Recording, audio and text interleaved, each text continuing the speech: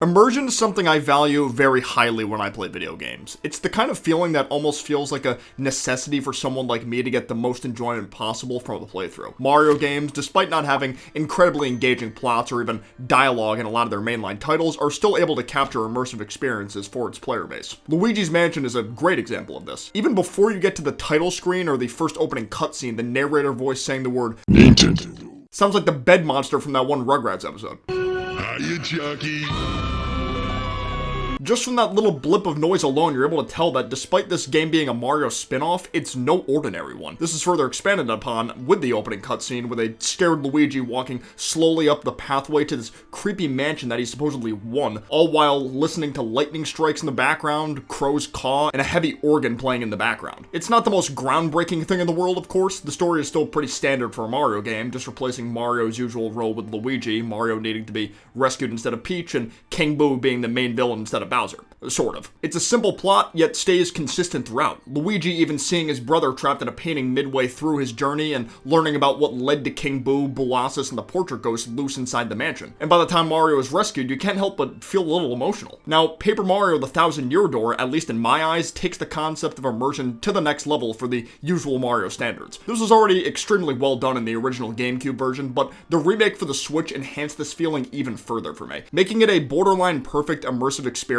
for a die-hard Mario fan like myself. The Thousand Year Door story is already one of the best Mario stories ever told. It takes the concept of Princess Peach being kidnapped and expands upon it in some of the most creative ways possible. Granted, the way Peach was kidnapped in this game isn't completely brand new, because the way her role plays in Thousand Year Door is extremely similar to how it went in the first Paper Mario game, though Bowser not being directly involved with this kidnapping helps a lot because it deviates away from the typical Mario formula while making it work due to these new villains being genuinely enjoyable characters to watch or interact with. They're a good mix of funny and menacing, both in their designs and actions. Once again, all of this feels further enhanced in the Switch remake, a game that's worth gushing over. So we're going to be doing just that in pretty heavy detail, with some little nitpicks here and there, of course. Keep your pitchforks on standby for that one, thanks.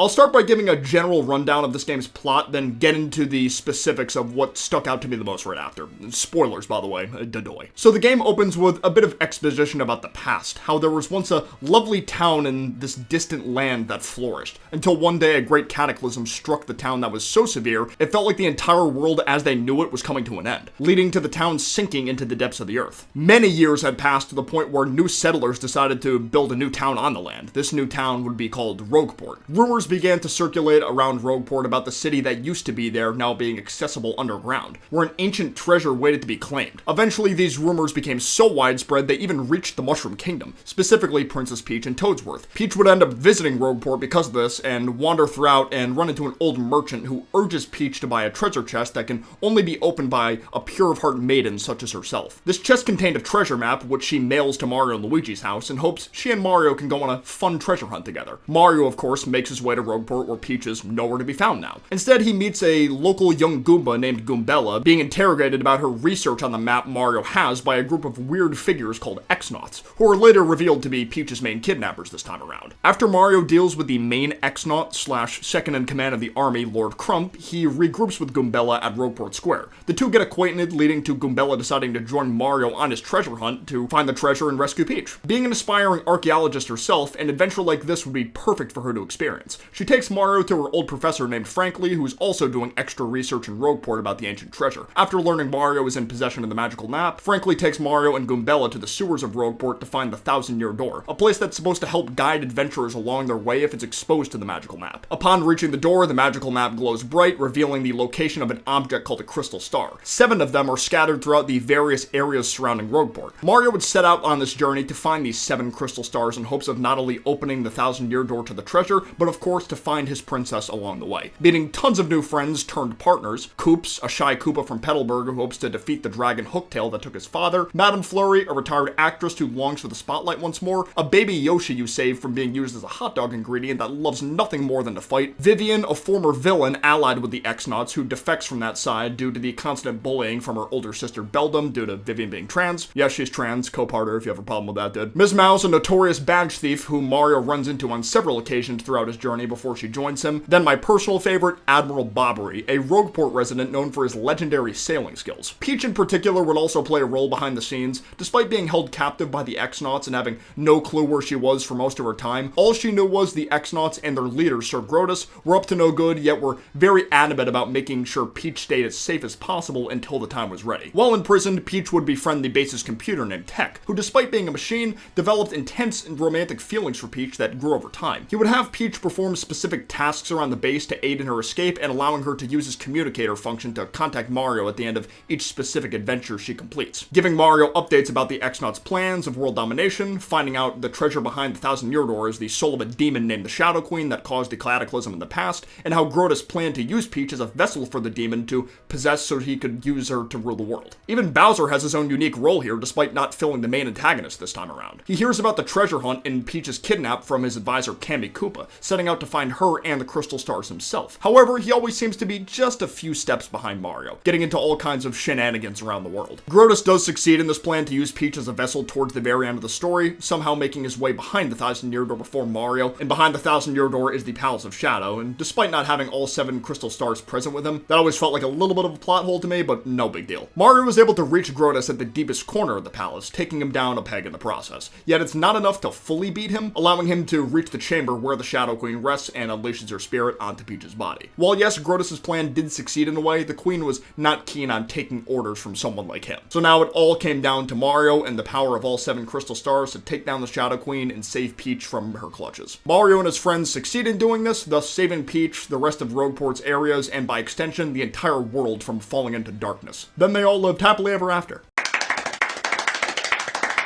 Obviously, I'm just scratching the surface here, but now I want to go over how well done the pacing of the story is in terms of overall world building, but the way it incorporates other subplots in amazing ways. Because unlike the first Paper Mario, where all the 7 star spirits are being guarded by the guys that directly work for Bowser, the majority of the Crystal Stars in Thousand Year Door have been taken by people who have no direct connection to the X-Naut Alliance. Characters like Grubba, Dupless, Smorg, and Cortez have their own motives behind acting the way they do that doesn't involve the Shadow Queen's resurrection. These stories usually having one of Mario's new partners he gets from said chapter going through their own little character arcs, like Koops in Chapter 1 starting off as a timid Koopa that he initially couldn't even muster the courage to ask Mario to go with him to take down Hooktail, then ending the chapter's story by taking down Hooktail, saving his dad, and getting Mario the first Crystal Star. Or Bobbery living as a husk of his former self for several years. A Babam who loved the wonders of sailing but quit altogether after his wife passed away while he was on a voyage, blaming himself for her death, thinking she would have survived if he hadn't been so enveloped in his sailing.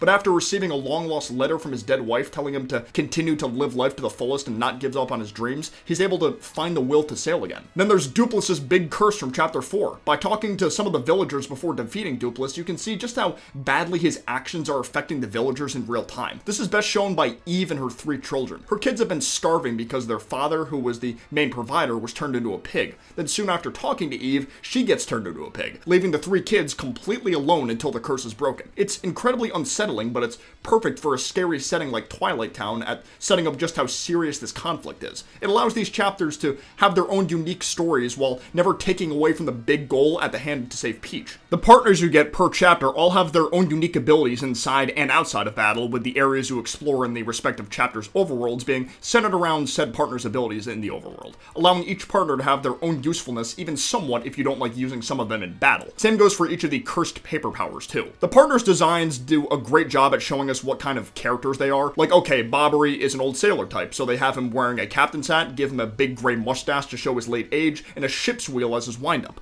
Or Miss Mouse sporting a red Phantom Thief mask, fitting of her side job as a badge thief. But what I love about the remake is how it adds on to this characterization further by giving these characters their own unique sound effects whenever they talk, as well as brand new expressions depending on the scene, allowing these characters to stand out a lot more than they did in the original. Another nice touch is whenever you bring a Crystal Star back to the door, all of the partners you have, depending on your story progress, come out of the party together to watch the map do its magic. The only time you could see everyone in the original was during certain parts of Chapter 4 in the very end of the game when Mario leaves for home. I don't know, there's just something about being able to see them on screen together more often that makes me happy. It probably has something to do with the fact that Mario dropping these Crystal Stars off of the door is always such a pivotal role in pushing the story forward, so having everyone out there with you at these times times makes the impact more powerful in a sense. Depending on how you play the game, I guess you can sometimes forget you've really got a whole family of funny characters backing you on your adventure. It's just nice to be reminded that all of them are always by your side. The original game had almost every single character using the same text sound effect when they talked, with a small handful of exceptions. Now, you can distinguish who is who just by sound now if you wanted. Seeing partners having visibly mad or shocked expressions to match Mario's is great too. It does a much better job by default than the original at evoking the emotions the partners are going through depending on the situation. Lots of NPCs actually got the same treatment. Like when the Shadow Queen is in the process of spreading her darkness, you can actually see the various NPCs you've met along your journey getting visibly scared about what's going on, as opposed to just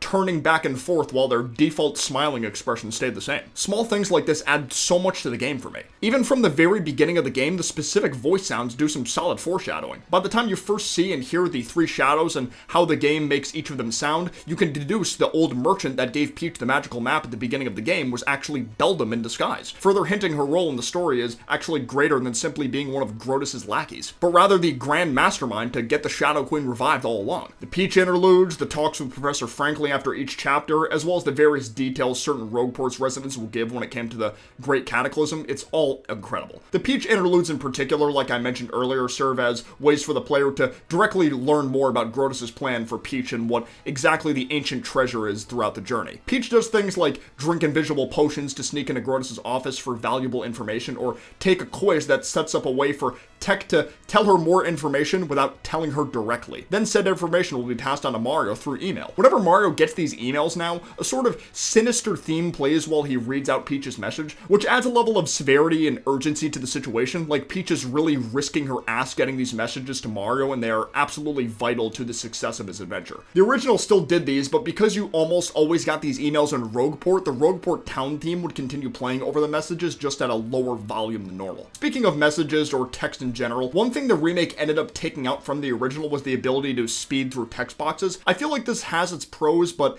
I think it mostly cons. Like on the pro side, it feels more natural in a sense to be listening to these characters as if they were speaking to you in a normal conversation at normal pace. Plus this game does add in some newer dialogue that's worth reading over if you're a veteran player who's beaten the original tons of times. Cortez is a prime example of this. In the original English version, the only time he really used the Spanish language was to call Mario amigo. However, in the remake, his Spanish vocabulary was expanded upon, saying things like en serio, estupido, or magica throughout his dialogue. Then of course, one of the biggest ones is Vivian's identity and how the context of Beldam's gaslighting and bullying changes. Granted, this in particular was always in the original Japanese version of the game. Even still, having it in English now is brand new and shouldn't just be completely skipped over on a first playthrough at least.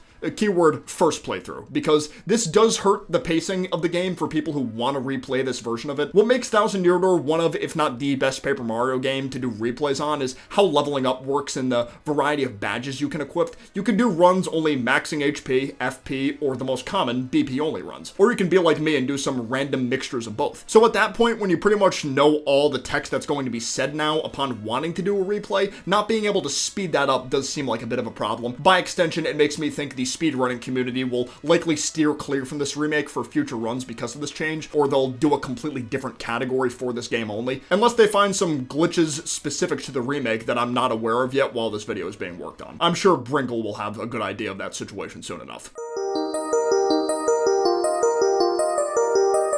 For someone who's been playing Mario games since before I could even tell time, I'm aware that the concept of continuity was never really a priority in Mario games, most spin-offs included. Granted, whenever any set of Mario games did try to hold some sense of continuity, I always adored it. It allows the world of Mario to feel that much more connected, and you can think of how certain characters would interact with each other despite it never being explicitly shown. Thousand Year Door feels like such a tried and true sequel to the original thanks to how it tackles world building. Not only are Mario's partners from the original all photographed together in Mario's home, but you can even meet with Lady Bow again in Poshley Heights after Mario beats the Shadow Queen. A bit of a missed opportunity for the devs to not have cameos for all of them in the remake, but hey, at least Bow wasn't completely removed, I guess. That's only some of it though. You got things like Koops thinking he found the bones of his father when in actuality it was the bones of Colorado's dad, Colorado being the Koopa that helped Mario during certain sections in Dry Ride Desert and Lava Lava Island in the first game. The penguins in Poshley Heights directly mentioning Shiver City, Paper Mario 64's 7th chapter location location that was populated exclusively by penguins, or what feels like the most famous instance, the email you get from the real Zip Toad after completing Chapter 6, where in the background of his picture you can see Junior Troopa flying in the background. I live for stuff like this, and it's super unfortunate how Paper Mario started off having this strong sense of continuity, only to get kind of soft rebooted once Sticker Star came out. One small instance of continuity I can think of is Sticker Star referencing Goombella's existence in the Shy Guy Jungle level, but that one almost feels a tad insulting in a sense, considering they're referencing another partner in the game that started the trend of no traditional partners existing at all within a Paper Mario adventure. It's one thing if Paper Mario never had any continuity to begin with, but the fact that it had a pretty strong sense of it at the beginning to then get rid of that same feeling later on, with said feeling bleeding into all three modern Paper Marios, it's kind of a cruddy feeling. Don't want this to turn into a bashing session on the newer games. If anything, their shortcomings in the regard of continuity just makes Thousand Year Door look stronger and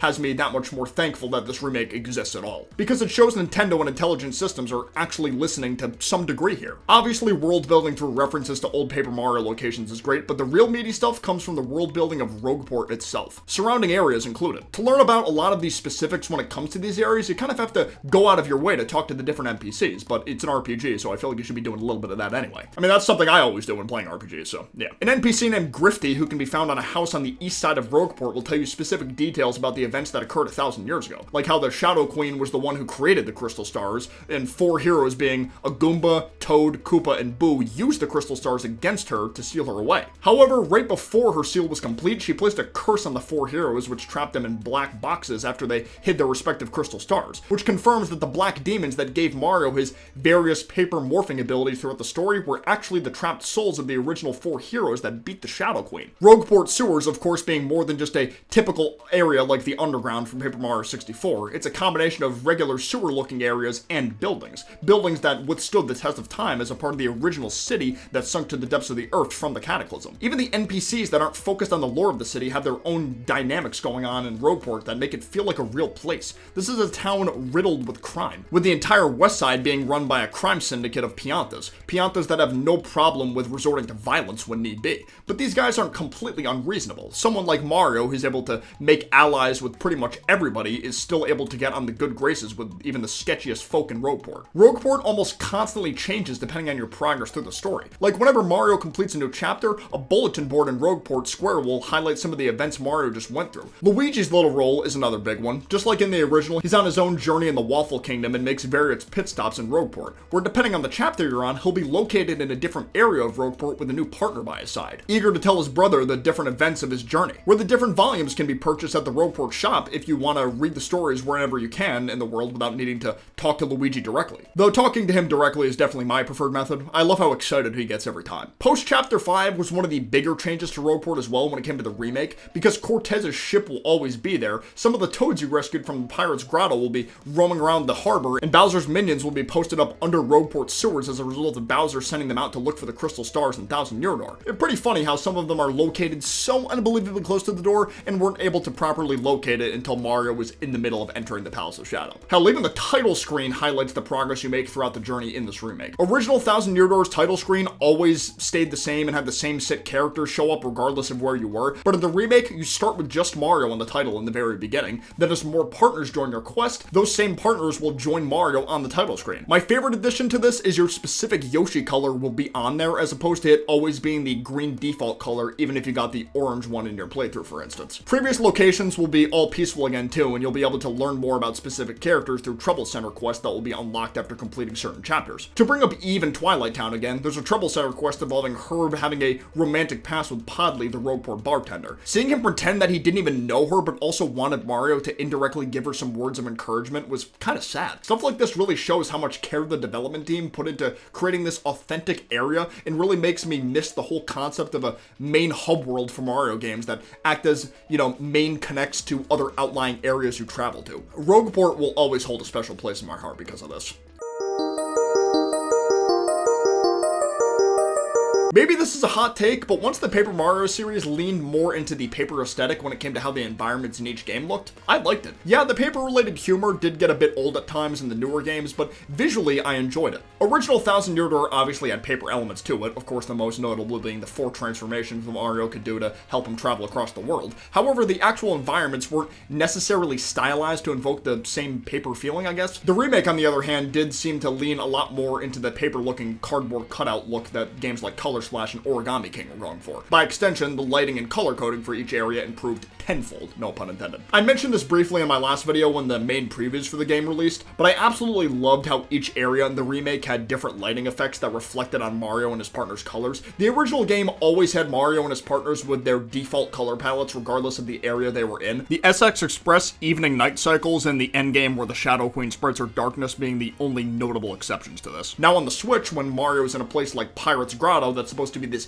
eerie cave where ghosts live, those same dark colors are directly implemented onto him and his party, which of course adds more to the immersion of each area you explore. Having the environments itself have colors that match the vibe the area is going for is one thing, but having those colors match with the character you're controlling is a much better combination. Now for me, the best thing this remake did to improve the already great immersion for this game was the addition and changes to the OST. Every single track from the original game was given a new remix for the Switch version. Almost every single remix, at least to me, is a major improvement for an OST that was already pretty damn good to begin with. One of my personal favorites has to be the new spin that composers gave to the Macho Grubba theme. It's a lot grungier with the way it incorporates electric guitar to help make this feel like a true underground, off-the-books fight to the death, essentially. Just listen to this part.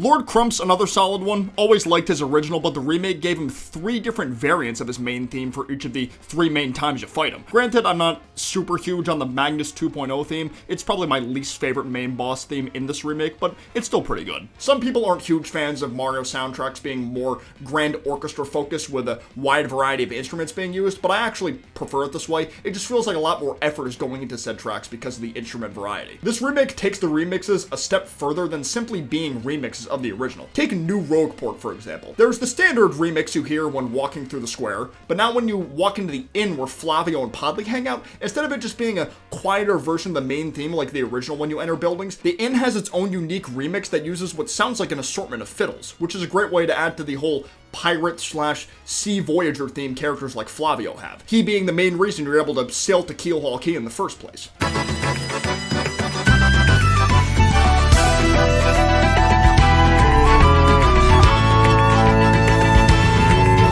Then once you beat this chapter and get Cortez's ship to be permanently stationed at Rogueport, the harbor now gets its own unique remix. This one taking advantage of several flutes, another instrument known to be played on sailboats in the past.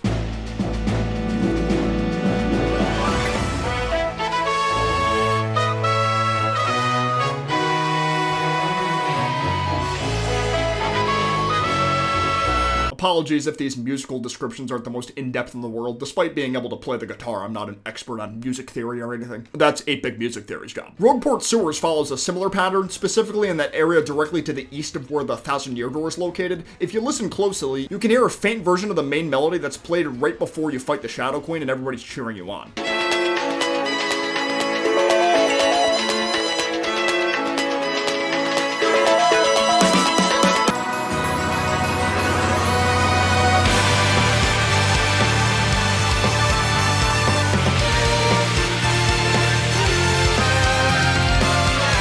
Partners were also given their own unique themes that played right before joining Mario's party, and while Mario learned their unique abilities for outside of battles. One that fits their personalities and the characters as well as the themes of the areas you're in. Koops' theme being a pretty upbeat one to match the feel of Petalburg being the first area you explore, wanting to give off a more happy and inviting vibe akin to the first areas or levels in most Mario games. Or Baby Yoshi's being the most metal out of the group since he's the young, cool fighter of the group who joins you in Glitzville, the chapter completely centered around fighting other people. Something the chapter is constantly telling you how intense it can be, even showing you at points how intense things can get when other fighters bite off more than they can chew. Definitely don't want to forget the standard battle theme remixes for each area. all using the perfect sets of instruments to help match the themes of the area it plays for. Glitzville being the most hardcore of them all, utilizing the electric guitar the most since it's the chapter with the non-stop fighting, or the X-Naut-based standard battle theme being very electronic like you're at an EDM festival, with the X-Nauts being such a tech-savvy organization that supposedly built the world's best computer. My somewhat nitpicky complaint with the battle system this time around is how the audience functions now as opposed to how they did in the original. The Switch remake still has them sitting in chairs with wacky things having a chance to happen like an item or trash getting thrown at you, but now at the very end of the battle you don't hear the audience applaud you anymore.